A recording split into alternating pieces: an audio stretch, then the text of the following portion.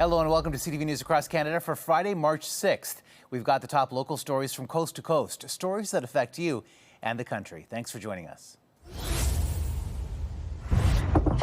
Intercepted missile explosions have become the norm for an Edmonton family stuck in Qatar's capital. Today it was more intense compared to other days because generally like 2 to 3 explosions, but today we hear like continuously 7 to 8 explosions.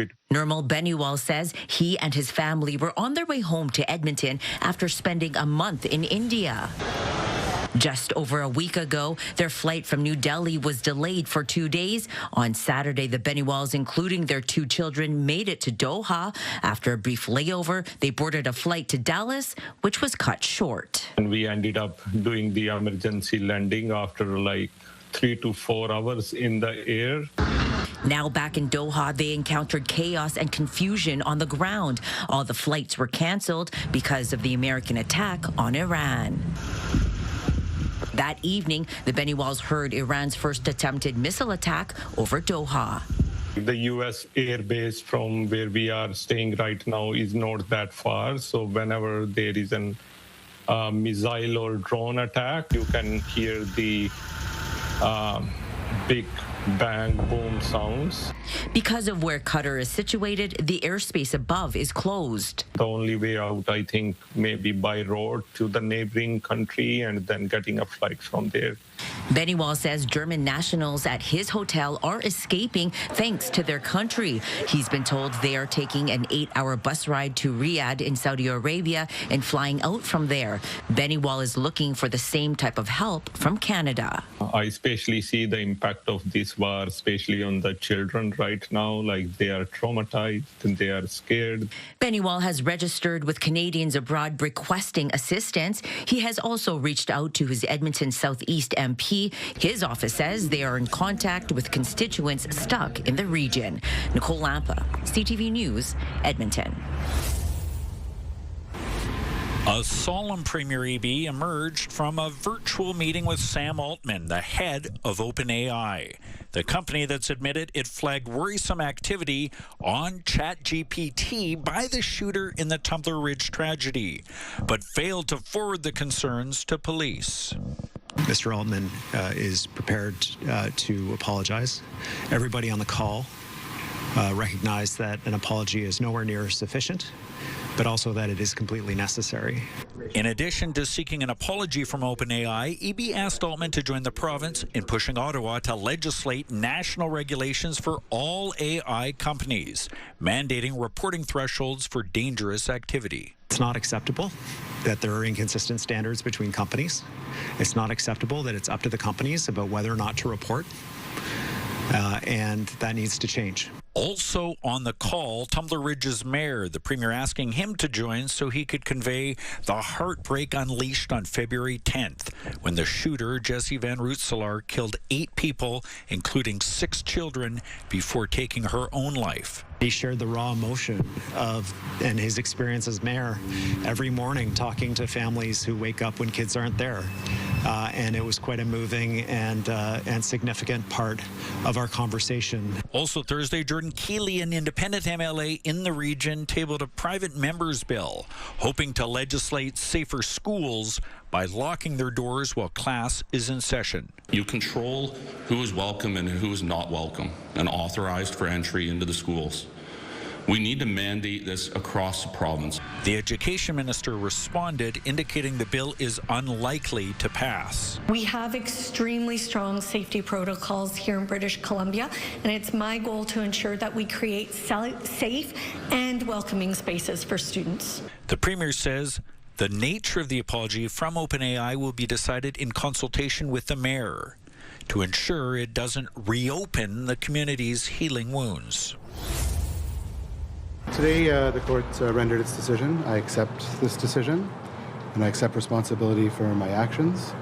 And that's all I have to say today. Thank you. Ottawa Councillor Matthew Luloff speaking outside of court after being found guilty of impaired driving and having a blood alcohol level that exceeded the legal limit 2 hours after ceasing to drive. Was there any collision involved in your drive home? No. I've been eating Wendy's and trying to go to bed is what I've been doing. Justice Michael Boyce found those admissions to a breath technician in the early morning hours after his arrest in July 2024 were among the evidence that proved Luloff was the person driving the vehicle that night. I was driving behind them and beside them. They almost smashed into me and they were driving on the curb and just swerving everywhere. And those details from a witness who called 911 along with extremely high blood alcohol levels, evidence of his impairment. This is supported by the long signal light, driving through the bike lane, the abrupt turn into Wendy's, and the apparent failure to account for the speed bumps, all in conjunction with an inability to control his vehicle along Innes Road, Boyce said, telling Luloff on that night he represented a danger to members of your very own community. While Boyce found Ottawa police breached Luloff's charter rights by not telling him why he was being detained promptly and searching his satchel, it wasn't egregious enough to toss key evidence. We had a number of charter challenges that we put forward,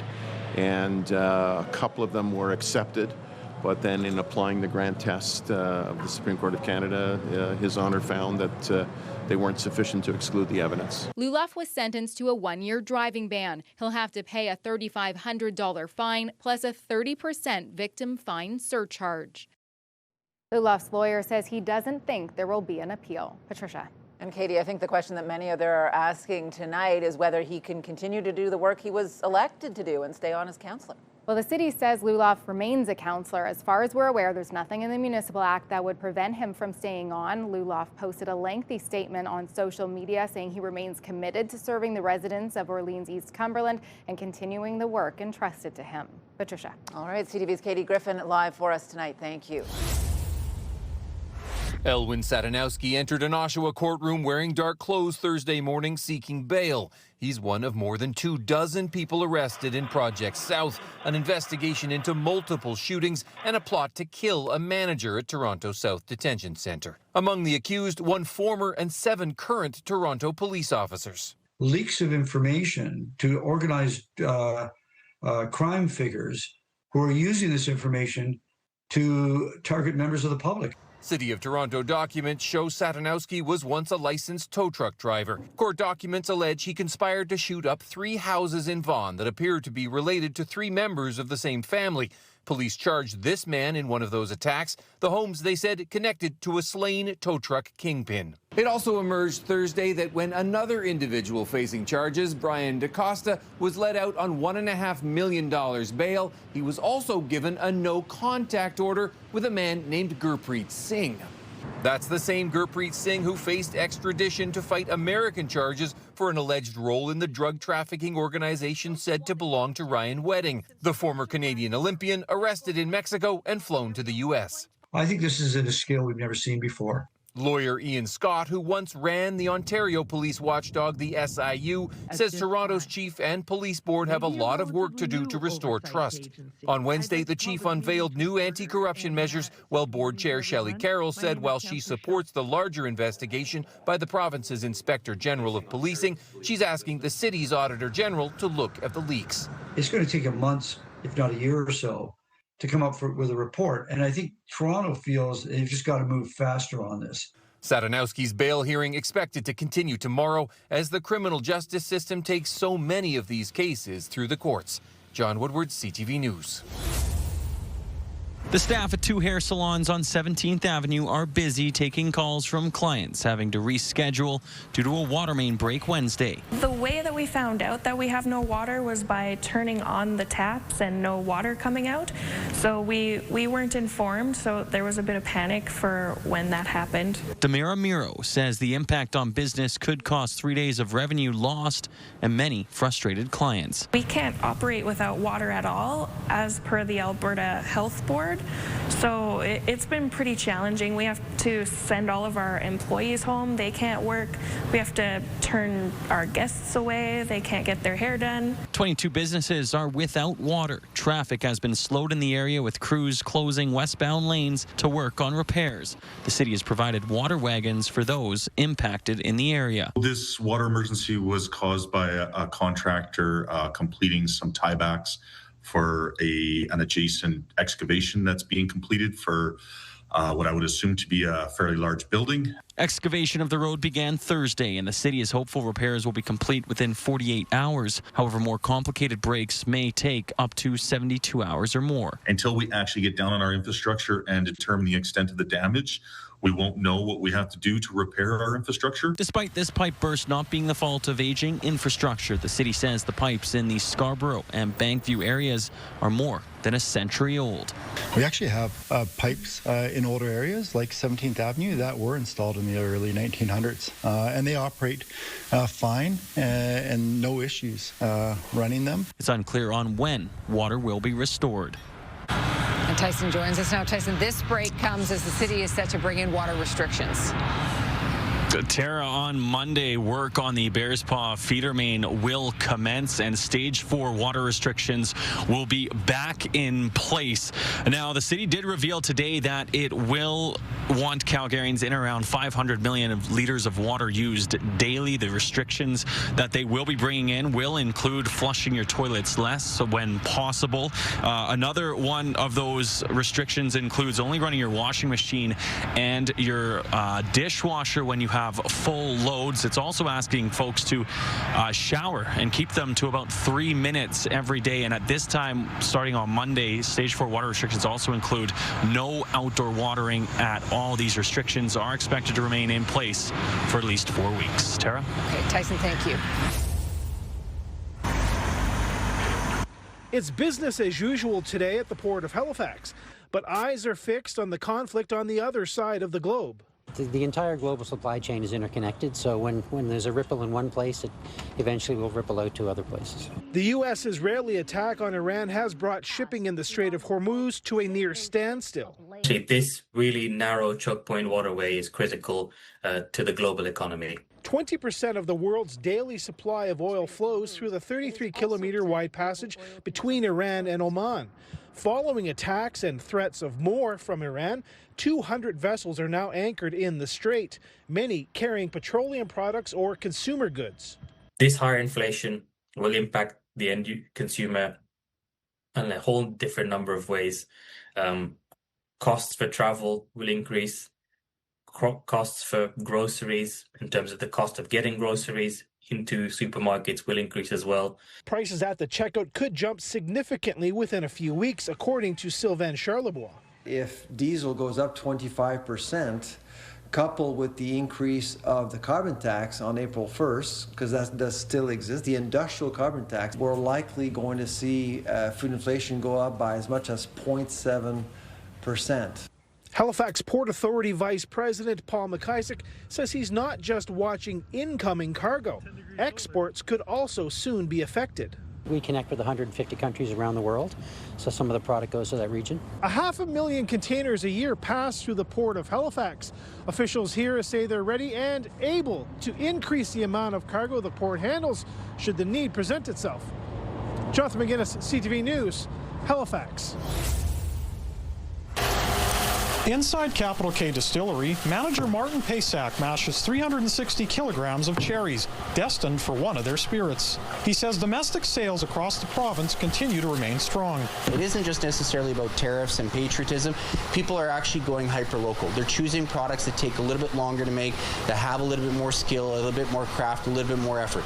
Paysack believes alcohol sales in Manitoba aren't following the national decline suggested by a new report from Statistics Canada. The federal government says national sales of alcohol declined by 3% between 2024 to 2025. Furthermore, the decline in government earnings from alcohol was the largest annual decrease since Statistics Canada began tracking this data in 2004.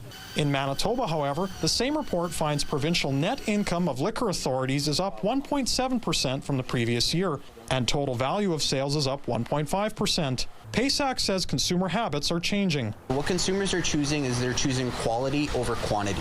So the people that are suffering the most are your multinational corporations that are churning out the same product year after year. He says the report doesn't say what types of alcohol are in decline, and that matters.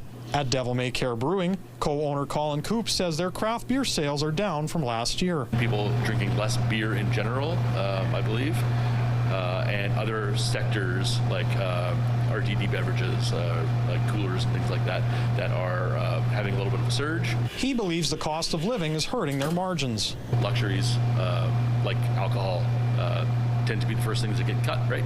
At the Lockport Grocery and General Store, owner Chris Fair's family has run the shop for 42 years. Fair says liquor sales have been consistent at their business year over year. It's been pretty steady here and potentially increasing on certain categories, which is a little different from the norm. My store in general, we try to offer a little bit more different products than maybe what you would see at a liquor mart. Joseph Bernacki, CTV News, Winnipeg. Every November, graduating medical students send their applications for where they wish to begin their residency in medicine across Canada. But this time around, most decided to avoid working in Quebec altogether. It's a catastrophe. Definitely a catastrophic situation because it's as many physicians that we will not have in next 2 years and in the years to come. The Federation says the Quebec government only has itself to blame. To us, there is obviously a link between the political situation that family physicians faced during the last years.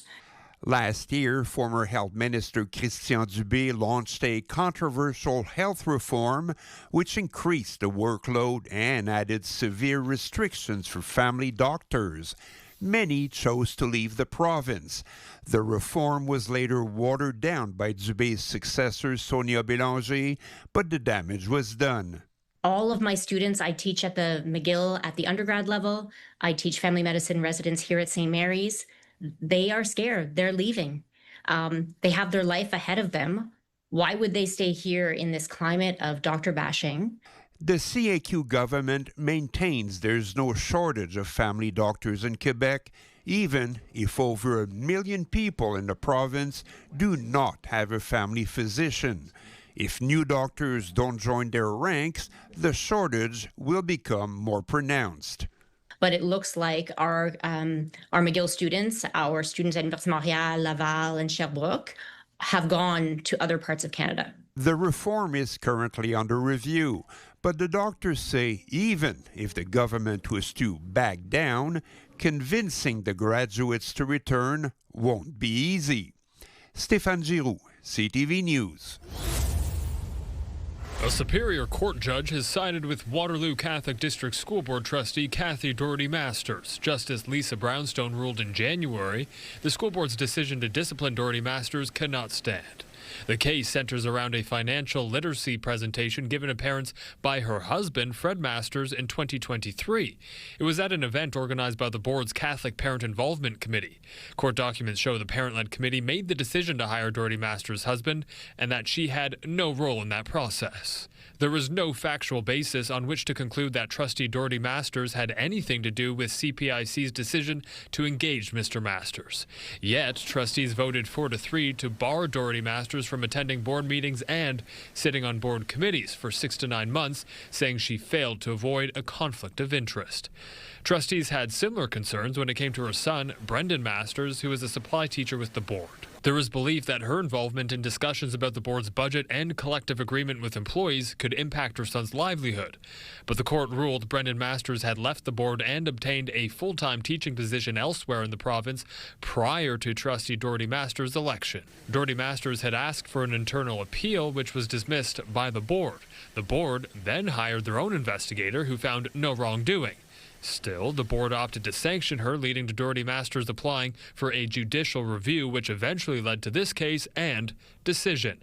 It is impossible to understand how the board could rationally reach the conclusions it did. The decision is untenable and must be set aside. So, the sanctions are being overturned, and the school board now has to pay Doherty Masters $20,000 in court-related costs. In a statement to CTV News, she said, "I am pleased that the court has provided clarity. The judicial review findings speak for themselves.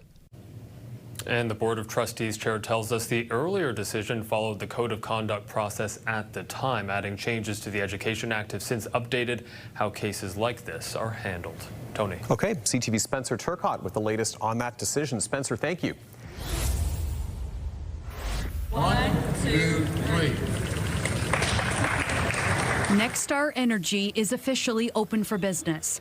1,300 people work here.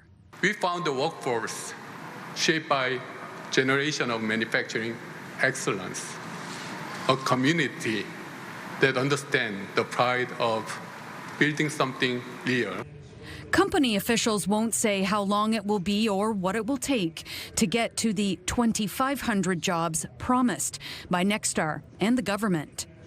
We commend LG Energy and Nexstar for their versatility in pivoting to maintain production in a changing marketplace and for your ongoing commitment to Canadian workers.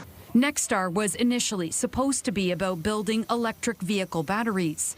LG officials admit the interest in EVs just isn't there yet. And then the company faced uncertainty when Stellantis sold their stake in the company, according to Korean politicians. At that important moment, LG Energy Solutions made a clear choice. LG chose to stay in Ontario, Canada. LG chose to protect jobs. LG chose to honor its commitment. That decision deserves the recognition. The factory carries with it substantial subsidies from the upper levels of government. And although neither on hand could say how much Nexstar has received to date, they say the investment was a wise move. There's a difference between politicians that look year by year on their budgets and politicians that look 50 years down the road and 100 years down the road. And with this project, we're looking 50 to 100 years down the road.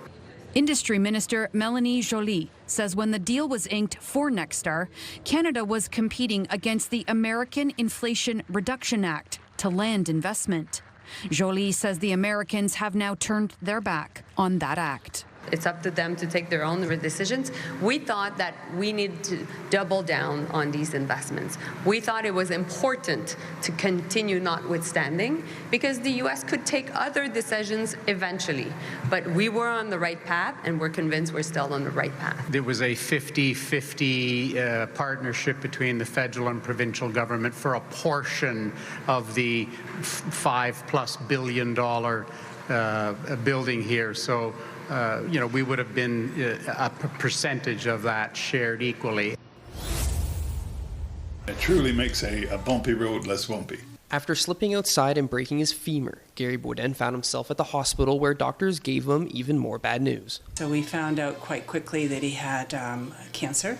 And so we were referred to RVH. For years, Hospice Muskoka has provided compassionate community-based palliative care through Andy's house, offering a unique program designed to support individuals like Gary, providing unwavering support right in his home, creating relationships with nurses and social workers. I've never been sick a day in my life, so it's pretty darn important just to be able to feel comfortable.